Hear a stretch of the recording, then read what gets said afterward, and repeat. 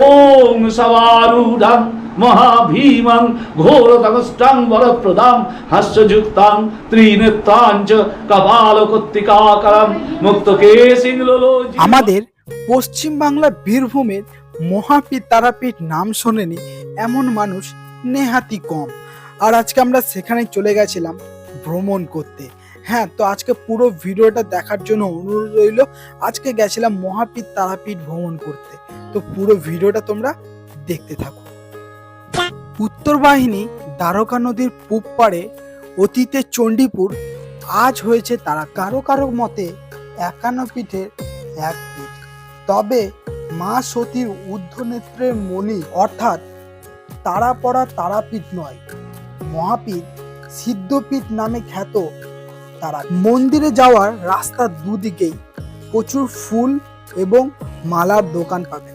আপনারা চাইলে এখান থেকেও নিতে পারেন, কিংবা মন্দিরে ঢোকার সামনেও অনেকগুলো দোকান আছে, ওখান থেকেও আপনারা নিয়ে নিতে পারেন।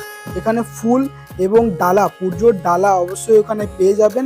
আর এখানে প্রত্যেকটা ডালা 50, 100, 150 যেমন যেমন নেবেন ঠিক সেরকম ডালার দাম পড়বে।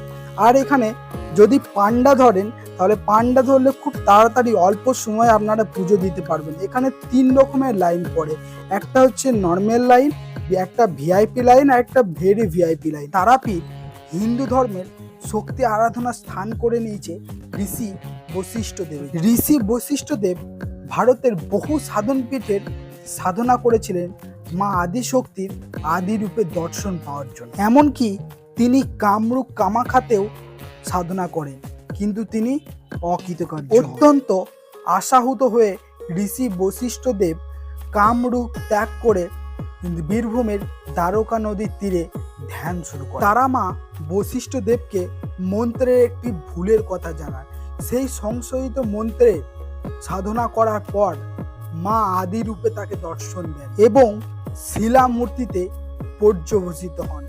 আর এই শিলামূর্তি বর্তমান মন্দিরে পুজো হচ্ছে। তবে হ্যাঁ, আমরা যেই মূর্তিটা আমরা দেখি সেটাই আসল শিলামূর্তি। মা তারার রূপ ও মুখমণ্ডল, বস্ত্র, অলঙ্কার রাজির নিচেই রয়েছে সেই আসল শিলামূর্তি। আমরা পুজো সম্পন্ন করে চলে গেলাম সেই জীবিত পুকুরের, সেই জীবিত কুণ্ডের সামনে। এই পুকুরটাকে জীবিত পুকুর কেন বলা হয়?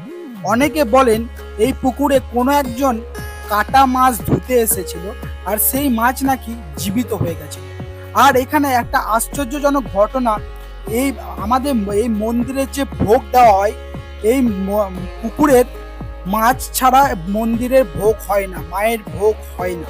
এটা আমরা সবাই শুনেছি, আমরা অনেকেই জানি। হয়তো এই পুকুরে মাছ, এই পুকুরে শোল মাছ অবশ্যই লাগবে, তবেই মায়ের পুজো এবং মায়ের ভোগ সম্পূর্ণ হবে। নর্মাল লাইনটা তোমরা জাস্ট একবার দেখো কতটা বড় লাইন। মন্দির থেকে এটা অনেকটাই দূরে বড় লাইন, এটা একদম নর্মাল লাইন।